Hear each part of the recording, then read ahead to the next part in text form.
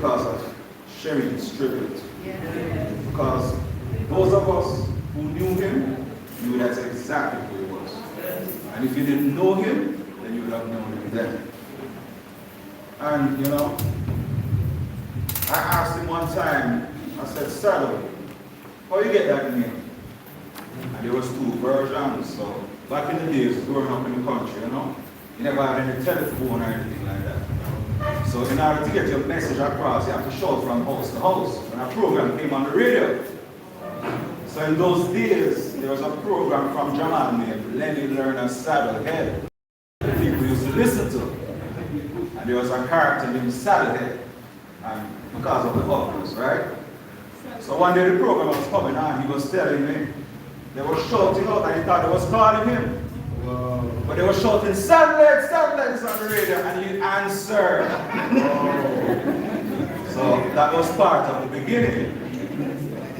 The other part now, when he came to Montego Bay, he's from Central Westmoreland border. So nobody never really knew him as Sal. So, you know, he comes through this work and whatnot. And one evening, probably a Friday evening, to him, just get being nice. A bus was passing to go to St. Elizabeth, and somebody saw him and stick the head out the window and said, "Sadly!" So from then on, it resonated in Montego Bay, and he became to known as Sadly, right? So my name is Roger McFarlane, and I'm the nephew of Clinton Harold Smith, aka Saddlehead, who we affectionately know as Sally, right? So we come together to honor and celebrate the life of Clinton Harold Smith, a man whose journey began on July 30, 1963, in Painstown, St. Elizabeth, close to the Westmoreland border. He was born to Arnold and Agatha Smith, and Clinton was the 9th child of his father and 5th of his mother. Growing up in a large family that instilled in him the values of love and hard work. At the age of 6, Clinton began his education at Carmel All-Age School in Westmoreland, completing school at around the age of 16. With a thirst for knowledge and a desire to build a future, he started learning trades in the Newmarket area, learning skills in carpentry, masonry, and farming, which he did with his brothers. These foundational years shaped him into the industrious man we all came to know. In 1981, following the passing of his beloved mother, Clinton moved to Montego Bay to be closer to his siblings. Meaning, there was Polly, there was Dougie, there was Tony, and of course Hetty.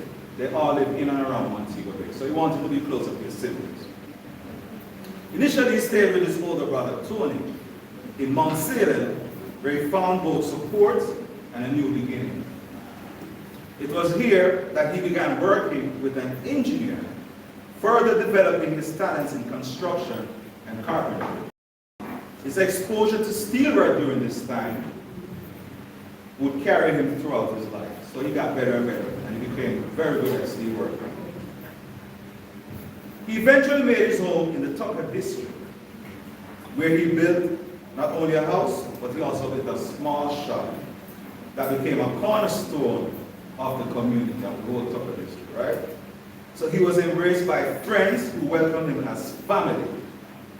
All of this Tucker district right here, so I respect them.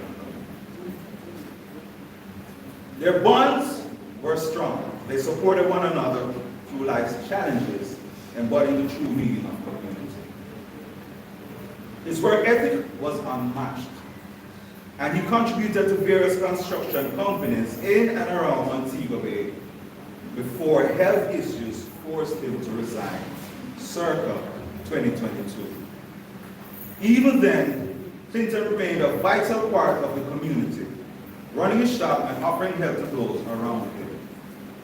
He was a generous man, always ready to lend a hand or share a kind word.